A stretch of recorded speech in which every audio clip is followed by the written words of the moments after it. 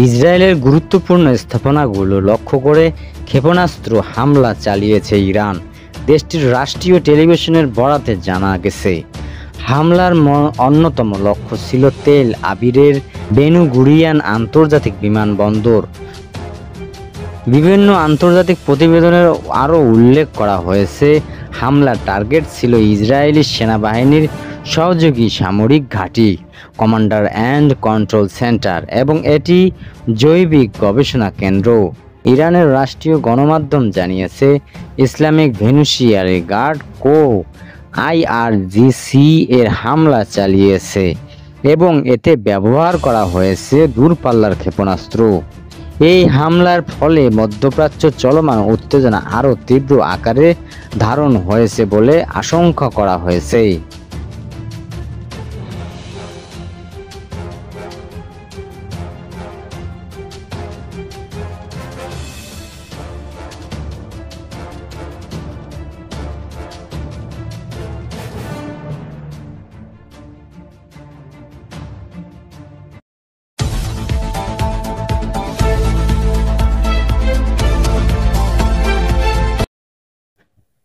আগামী 2025-26 অর্থ বছরের জন্য 7,90,000 কোটি টাকার বাজেট অনুমোদন করেছে উপদেষ্টা পরিষদ। আজ রবিবার রাজধানী তেজগাঁওয়ের প্রধান উপদেষ্টার কার্যালয়ে অনুষ্ঠিত পরিষদের বৈঠকে বাজেটের অনুমোদন দেওয়া হয়। এতে সভাপতিত্ব করেন প্রধান উপদেষ্টা ডক্টর মোহাম্মদ ইউনূস। এসব তথ্য প্রধান উপদেষ্টার প্রেস উইং সূত্রে জানা গেছে। বাজেট অনুমোদনের পর রাষ্ট্রপতি অধ্যাদেশ আকারে তা আগামী 1 জুলাই থেকে কার্যকর করা হবে।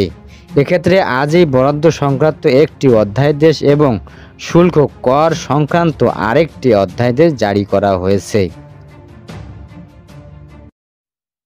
জুলাই অভ্যুত্থানে বদলে যাওয়া বাংলাদেশের বিভিন্ন বাস্তবতায় এবার সংসদের বাইরে আগামী 2025-26 অর্থবছরের বাজেট স্থাপন করেন অর্থ উপদেষ্টা ডক্টর সালেউদ্দিন আহমেদ। গত 2 জুন সোমবার রাষ্ট্রীয় সম্প্রচার মাধ্যমে বিটিভি সহ অন্যান্য বেসরকারি গণমাধ্যমে একযোগে প্রচার হয় 7,90,000 কোটি টাকার নতুন বাজেট। প্রস্তাবিত এই বাজেট নিয়ে অর্থ মন্ত্রণালয়ের ওয়েবসাইটের মাধ্যমে গত 19 জুন পর্যন্ত নাগরিকদের নিকট থেকে মতামত গ্রহণ করা হয়। এরপর কিছু সংযোগ বিয়োগ করে বাজেটের খসড়া চূড়ান্ত করে অর্থ মন্ত্রণালয়।